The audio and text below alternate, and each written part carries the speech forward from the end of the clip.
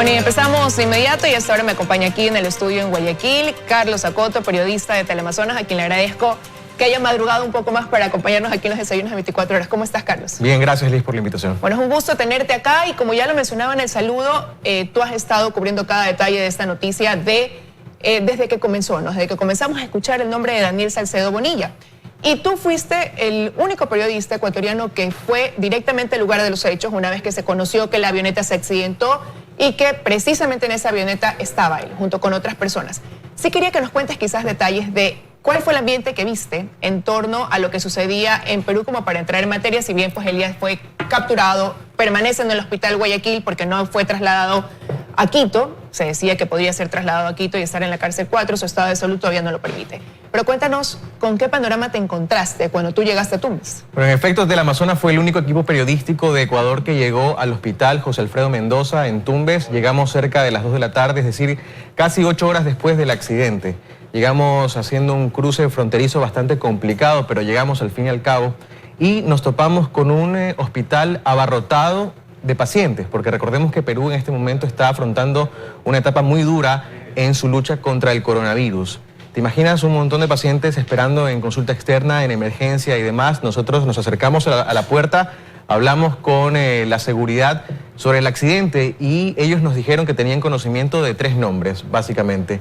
Jocelyn Mieles, Abraham Muñoz, que sabemos hoy que es Daniel Salcedo Bonilla, y el piloto que falleció, que hasta ese momento no había sido reconocido. Nosotros pedimos hablar con alguna autoridad del hospital, sin embargo, en el camino esa entrevista fue truncada porque empezaron a llegar policías. Cerca de las 2:30 de la tarde, 3 más o menos, empezaron a llegar los policías y se tomó control de la seguridad. Pero estamos hablando de que se tomó control 8 horas después del accidente.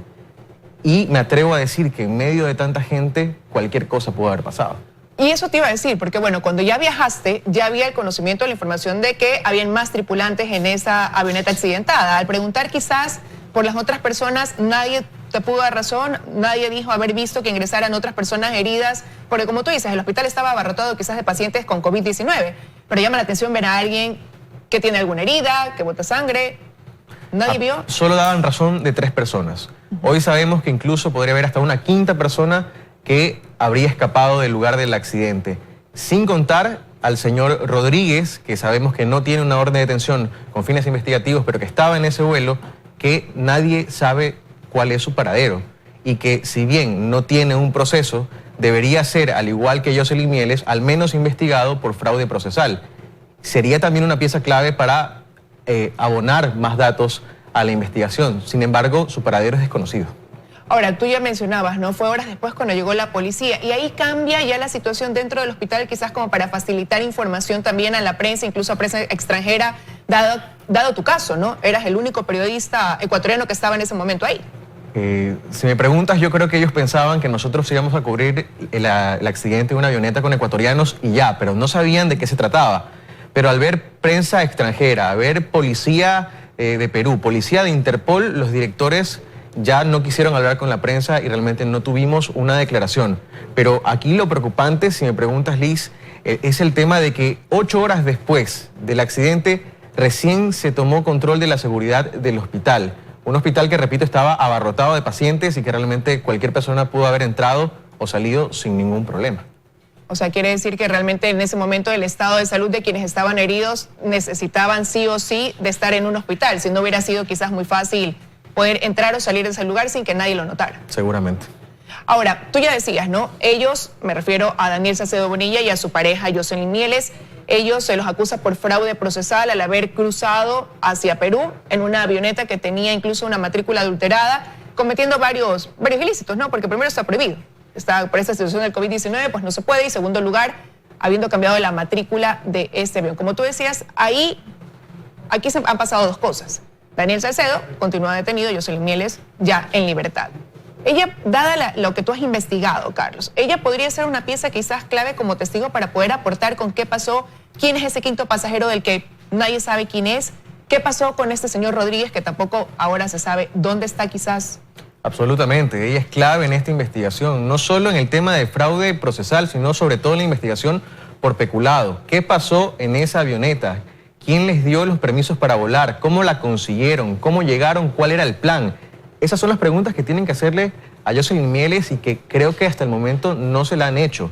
Yo he conversado de cerca con la fiscal que lleva el caso, la fiscal Romero, y ella me dice que al menos en el caso de peculado, ella está completamente fuera. A ella se le va a investigar sobre todo por fraude procesal, al igual que Daniel Salcedo. Entiendo que ya hay hora y fecha para formular cargos. Esperemos a ver cuál es la disposición del juez para asegurar la presencia de ella durante el proceso y que se le hagan todas las debidas preguntas que puedan responder todos estos cabos sueltos. El quinto pasajero, dónde está Rodríguez, cómo consiguieron la avioneta, porque hay versiones contrarias. Tenemos al señor Adún diciendo, me robaron la avioneta. Tenemos a Jocelyn Mieles diciendo, no me acuerdo nada, esto era un viaje solamente por placer.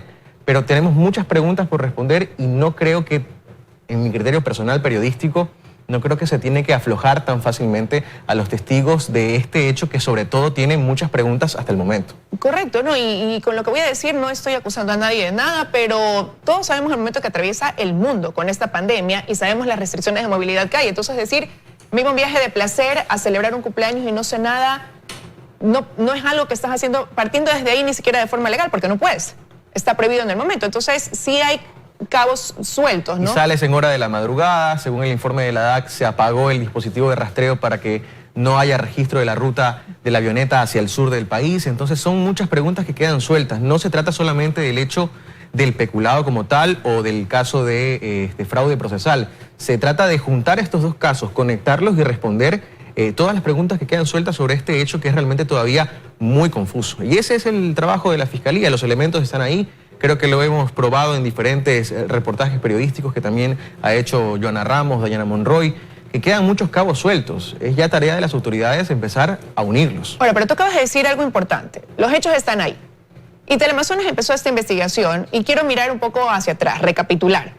Esto de aquí, el nombre de Daniel Salcedo comienza quizás a sonar para muchos con el inicio de esta pandemia, cuando se comienza a analizar la adquisición de insumos que eran vitales para salvar vidas o para atender de mejor forma a quienes incluso perdieron la vida, y comienza a salir esto con la compra de bolsas para cadáveres en el hospital de Los Ceibos, del IES. Ahí comenzamos a escuchar, aunque ya su historia venga desde antes, pero es ahí. Y tú dices, los hechos están ahí. ¿Qué tan complejo fue obtener o recabar esa información dentro de tu investigación periodística? Yo siempre digo que los elementos más importantes están en portales de información pública. Están ahí, solamente hay que ir y buscarlos, tener toda la paciencia, la disciplina y hasta la indignación necesaria para buscarlo y no detenerse. Nosotros llegamos a Daniel Salcedo Bonilla a inicios de mayo, cuando se ejecutan los allanamientos que derivan con la detención de las autoridades del hospital del IES de Los Ceibos, pero quedan boletas de captura pendientes, una de ellas la de Daniel Salcedo. Investigamos en la internet, como se hace ahora, y encontramos varias conexiones. Encontramos un número de cédula. Con el número de cédula vamos al SRI. Aparece el nombre de una compañía. Con el nombre de la compañía vamos a la superintendencia de compañías y vemos dónde más es accionista Daniel Salcedo Bonilla, y resulta que a sus 30 y pico de años es accionista en al menos una docena de compañías en el país, y que en una de ellas, por ejemplo, comparte acciones con alguien vinculado a la familia Bucaram. Son elementos que obtenemos de portales públicos, insisto, que como nosotros como periodistas podemos acceder, la ciudadanía también puede hacerlo. En este momento me parece importantísimo que aprendamos a manejar a la perfección los portales como la Superintendencia de Compañías, el portal de compras públicas, para que la ciudadanía empiece a masificar la fiscalización de los recursos públicos. Es decir, ya no esperar que solamente sea una tarea de las autoridades o los periodistas.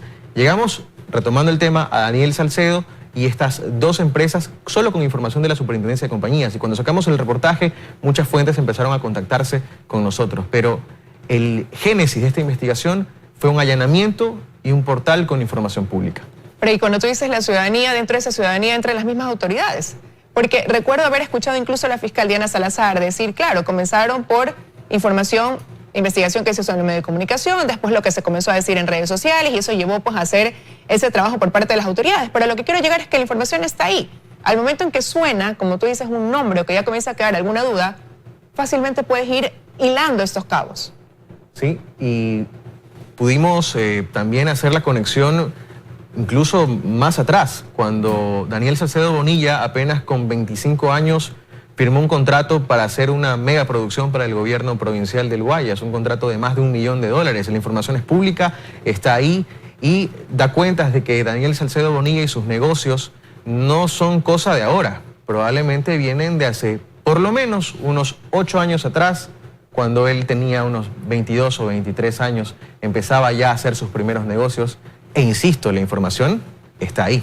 Ahora, ¿y algo similar te pasó cuando hiciste la investigación también de lo que ahora está sobre la palestra pública y que involucra al prefecto del Guayas, Carlos Luis Morales, un tema que también tú seguiste desde el inicio? Las alertas sobre el tema de Morales se encendieron en redes sociales, pero nuestra obligación como periodistas es no quedarnos ahí, sino ir a contrastar la información. Accedimos al portal de compras públicas e investigamos las compras que hizo el gobierno provincial desde el 1 de marzo hasta el 1 de mayo. Ahí aparecen 15 procesos de adquisición del gobierno provincial, de la prefectura del Guayas. Uno de ellos, que es el que generó la primera alerta, una compra de insumos con sobreprecio, mascarillas y pruebas rápidas. Mientras el municipio de Guayaquil las compraba en $11, la prefectura compraba las pruebas rápidas en 23. Mientras el municipio de Guayaquil compraba las mascarillas en $3, la prefectura del Guayas lo compraba en $7, en el marco de la misma emergencia sanitaria. ¿En fechas similares? En el mismo periodo. En el mismo periodo, porque me acuerdo haber escuchado al prefecto decir, no, es que al inicio, tratando de argumentar que al inicio pues todos los precios se dispararon, fue en un momento en que la gente también aprovechó como para venderlas más caros, pero por eso te preguntaba si fue en periodos similares. En el mismo periodo, el 1 de marzo hasta el 1 de mayo, que fue las fechas más complicadas de la pandemia, donde todas las instituciones públicas se volcaron a hacer adquisiciones por emergencia. Lo hizo el municipio, lo hizo la prefectura del Guayas. Lo que no se entiende es esta diferencia casi del doble en los precios que compró la prefectura del Guayas, siendo incluso del mismo partido, habiendo la posibilidad de que haya asesorías para comprar bien, para comprar legalmente y para que sea pues una adquisición inmediata. Yo creo que la excusa de la emergencia sanitaria ha sido tomada por varias instituciones públicas y tenemos un montón de evidencias para sacar provecho a raíz del dolor de los demás. Y eso es lo que más me preocupa, que este dinero que se va ahí pudo haber sido bien invertido en insumos para atender a la gente que lo necesitaba. Gente que incluso, me atrevería a decir, se pudo haber salvado si se hacía una compra pues legal y una compra, digamos, en los precios justos. Y eso es lo que debe hacer que haya una justicia que no perdone y que sancione esto, para nunca más tener que repetirlo, Carlos. Pero lo que veo es que en relación, por ejemplo, por comparar este caso, ¿no? Guardando todas las instancias, con el caso del que hablábamos anterior, el de Daniel Salcedo Bonilla, es que comienzas con algo y eso abre la puerta a otras cosas, porque ya después comenzamos a ver y comenzó la investigación a derivar en otros puntos también. En la constitución de empresas, donde figuran personas que resulta que son los gerentes de esta empresa, pero viven en condiciones que no vive obviamente un gerente de una compañía, que son personas de la tercera edad, y me refiero a este señor, por ejemplo, a don Hermelindo, que conocimos de él, y cuyo paradero ahora no se conoce y termina siendo un cabo que también está suelto dentro de esta investigación. ¿Qué pasó con este señor? Una vez que, como digo, el país conoció que figuraba como un gerente de una empresa, y no de una, sino en varias ocasiones con contratos con la prefectura del Guayas. Aquí yo quiero ser enfático, no solamente hay órdenes de detención con fines investigativos para la ex esposa del prefecto o para el hijastro del prefecto, sino también para don Hermelindo y también para don José Vázquez, con quien nosotros nos contactamos vía telefónica, y él aseguró que es un maestro ebanista, que le pidieron la firma, que alguien de la prefectura le pidió la firma para figurar como gerente de una de las empresas con las que al final el gobierno provincial firmó un contrato de $90.000. ¿Dónde está él? ¿Dónde está don Hermelindo? ¿Estuvieron conscientes de lo que hicieron? ¿Estuvieron conscientes de lo que firmaron? ¿O simplemente fueron cambio? ¿Pudiste utilizados? Quizás conversar con ellos a ver qué hubo de por medio? Porque para que ellos pongan esa firma. Ellos no lo reconocen públicamente, dicen que le han pedido un favor, el señor Vázquez puntualmente. Con don Hermelindo no hemos tenido contacto, pero sí con su entorno, con sus familiares y la gente del sector del sur de la ciudad, que lo reconoce como una persona que habría ejercido en algún momento la jurisprudencia, pero que está casi en la indigencia y que aparentemente podría haber sido manipulado por un tercero para poner su firma, su nombre y su cédula en estos contratos que hoy se saben irregulares. Y con él pasan cosas raras, porque durante días no se supo más del paradero. De hecho, después de que Teleamazonas sacó la noticia, hubo quien lo fueron a buscar y ya no estaba en su casa, en su vivienda, y después circuló un video donde se ponían periódicos atrás con la fecha actual como para decir, está vivo, aquí está. Pero ¿dónde está? Es la pregunta. Sigue siendo una pieza importante en este rompecabezas y nadie sabe su paradero. Absolutamente. Es decir, a cuenta de que la prefectura del Guayas creyó que en manos de don Hermelindo y de don José Vázquez estaba una buena contratación. Es decir, hay empresas que se dedican a tabular los resultados y hacer unos marcos estadísticos que cobran mucho menos. Este es un contrato de $90.000 para tabular los resultados de pruebas rápidas obtenidas en la provincia. Nosotros hemos consultado a matemáticos y lo cierto es que en un valor aproximado, exagerando, eso cuesta $20.000. Y como ha pasado en otros casos, a pretexto de una emergencia se ha aprovechado para hacer negocios que han perjudicado al país. Y quiero tratar otro caso que también lo estás cubriendo tú, que has hecho la investigación y tiene que ver con lo que hoy se vincula la construcción del hospital de Pedernales, que ya el país lo sabe, pues no hay tal obra después de 4 años de haber perdido esa infraestructura, ese sector de Manabí, y que deriva en la detención del asambleísta Daniel Mendoza. Y ahí lo que también queda como cabo suelto, ¿no? Después de esa detención, también tú justamente ayer presentabas un reportaje donde cuando lo veía y veía esta estructura que han utilizado también, comenzaban a nombrarse muchos alias. No sé por qué me recordé la estructura del caso Sobornos en algunos momentos, esto de poner alias a las personas, no denominarlas así. Pero más allá de eso, Carlos, está el tema de, ¿y la gente cuándo recibe un hospital donde pueda atenderse? Y ahí hubo un anticipo que hoy queda con un signo también de interrogación. ¿Qué va a pasar con ese dinero que se ha dicho por parte de las autoridades está, sí, a buen recaudo, está ahí, pero ¿y el hospital? Y como digo, ¿y el servicio a la gente? Es preocupante y es hasta doloroso porque nosotros como periodistas sabemos lo que Pedernales sufrió en abril de 2016. Fue el epicentro del terremoto. Se pusieron impuestos para que los ciudadanos podamos colaborar y levantar esa provincia, que 4 años después sigue golpeada, pero ya no por un fenómeno natural, sino por la corrupción. En ese terreno no hay un pilar en pie, pero hay 2 procesos de investigación de la Fiscalía. Uno por lavado de activos y el otro por delincuencia organizada.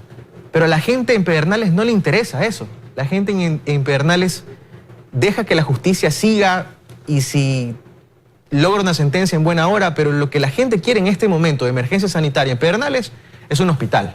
Pero la gente sabe que hay un anticipo. Saben que se dio el dinero, saben que de las cuentas de Ban Ecuador apenas queda el 10% de ese dinero, que el consorcio lo sacó y lo puso en pólizas en otro lado, en algún otro lado, pero el dinero no se ha convertido en un hospital, que es lo que la gente pide y necesita. Y ahora la fiscal general del Estado ha dicho: tenemos que llegar a una sentencia para recuperar ese dinero, que no es un dinero perdido, ha recalcado, pero es que es un dinero que no se ha transformado en un hospital y que habrá que ver cuánto tiempo demora este proceso hasta llegar a una sentencia y se pueda recuperar esos $8 millones. Les dieron la mitad del valor total del hospital y no hay un clavo en pie en ese terreno. Y hay 2 procesos caídos. Se va a empezar un proceso de licitación que va a tardar por lo menos 3 meses. Estamos hablando de en septiembre. En octubre sabremos quién puede encargarse de construir nuevamente ese hospital. Y hasta pronto, y hasta eso. Llegaremos al 5.º año después del terremoto y seguiremos hablando de la falta de una infraestructura. Porque la gente sigue siendo atendida en el hospital provisional que pusieron ahí de forma provisional en Pedernales. Y la última vez que yo fui no había ni ambulancias siquiera. Tenían que alquilar camionetas para que los pacientes graves sean atendidos en Santo Domingo. ¿Es justo esto? O sea, estamos entendiendo la magnitud de la corrupción, que no es gente de corbata y cuello blanco que está por ahí robando plata que nadie sabe de qué es. Es la plata de nuestra gente, es la plata que la gente necesita en este momento y es el dinero que salva vidas. La emergencia sanitaria ha sido el escenario ideal para empezar a cuestionarnos hasta dónde puede llegar la ambición de unos cuantos por encima de todo un país que necesita recursos, que necesita atención y que ya está cansado de este tipo de temas. Y no lo digo como periodista solamente, lo digo sobre todo como ciudadano. Y definitivamente ese periodismo valiente que ejercen periodistas como tú, Carlos, han permitido develar cosas que hoy el país conoce, que nos han horrorizado, pero que pueden marcar una diferencia, ¿no? Y nuevamente se pone a prueba de fuego, digo yo, a la justicia, que es la que al final del camino terminará de ejercer su trabajo dándole al país la respuesta que el país merece. Un periodismo que se pone siempre del lado de aquella persona, del ciudadano, de aquel que más lo necesita. Así que agradecerte que hayas estado acá. Yo queríamos conversar y tratar estos 3 casos que dan mucho de qué hablar hoy en día en el país. Es la noticia de todos los días. Y bueno, lo que hay detrás de cada uno, ¿no? Y las similitudes, como digo, guardan cada uno su distancia, cada uno tiene alguna cosa, pero sí tienen un modus que quizás que los caracteriza, ¿no? Y que devela cómo se ha manejado la corrupción en el país. Ojalá que se sienten precedentes, porque esto ha ocurrido siempre, pero este ha sido el escenario ideal para develarlo, para hacerlo público. Y ojalá que se sienten precedentes para que las siguientes autoridades lo piensen 2 veces antes de nombrar gente de la que se tienen que hacer responsables, porque el Departamento de Compras Públicas de toda institución está principalmente a cargo de la autoridad que encabeza esa institución. Tienen que pensarlo 2 veces porque son corresponsables de lo que ellos hacen también. Momento de que las investigaciones lleguen a fondo, que caigan los que tengan que caer, como han dicho por ahí. Gracias, Carlos, por habernos acompañado esta mañana aquí en los desayunos de 24 horas. Gracias a ti, Liz. Un placer.